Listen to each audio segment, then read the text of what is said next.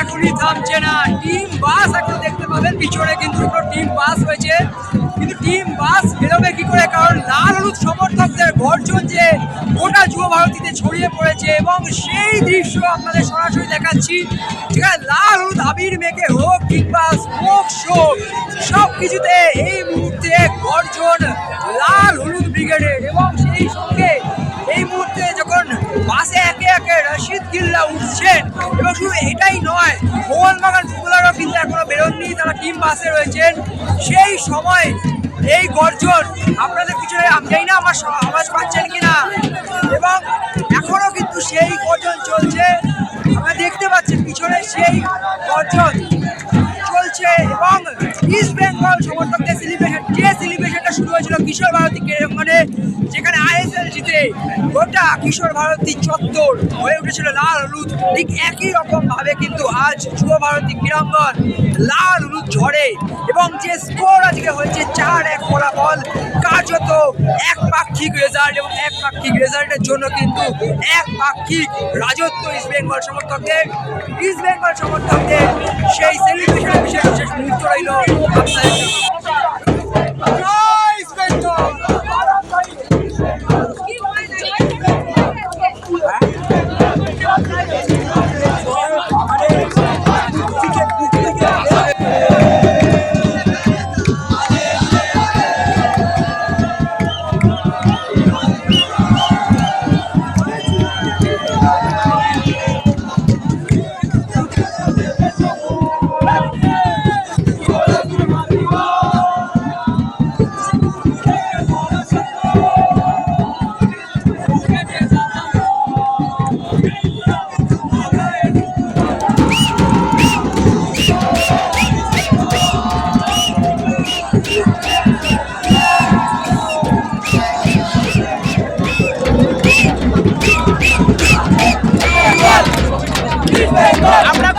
আমরা কোনো জলের বোকা খাই না, আমরা হচ্ছে মাছের রাজা সেরা ইলিশ, আর আমরা হচ্ছে ভারত সেরা ক্লাব।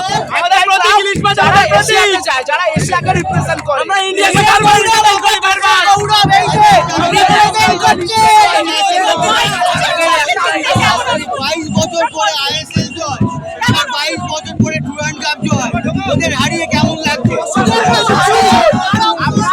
আমরা প্রত্যেকটা সিঙ্গেল টাইটেল জিতবো, কারণ we have Indian local team.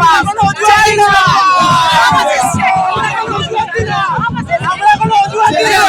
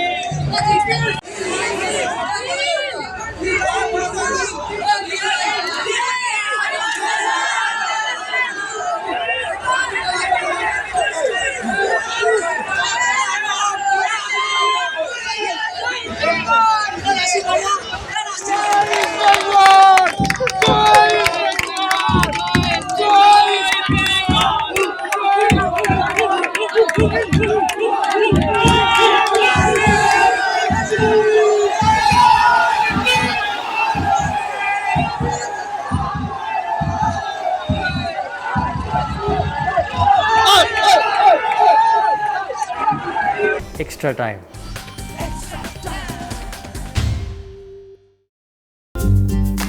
Latest news R exclusive ভিডিওর সঙ্গে আপডেট থাকতে এখনই সাবস্ক্রাইব করুন আমাদের ইউটিউব চ্যানেল। বেল আইকনে ক্লিক করতে ভুলবেন না যেন।